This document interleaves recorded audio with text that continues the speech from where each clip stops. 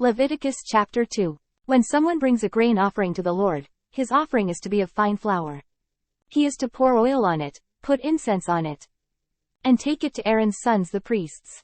The priest shall take a handful of the fine flour and oil, together with all the incense, and burn this as a memorial portion on the altar, an offering made by fire, an aroma pleasing to the Lord.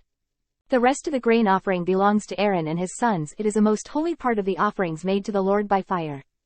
If you bring a grain offering baked in an oven, it is to consist of fine flour cakes made without yeast and mixed with oil, or wafers made without yeast and spread with oil.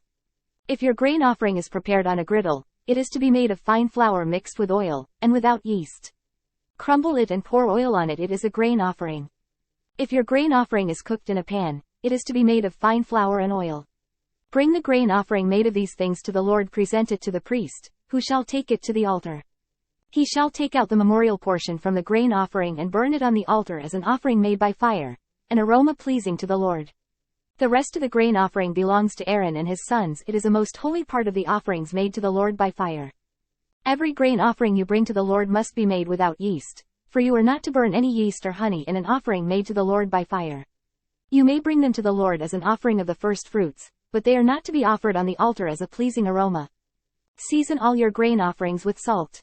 Do not leave the salt of the covenant of your God out of your grain offerings. Add salt to all your offerings.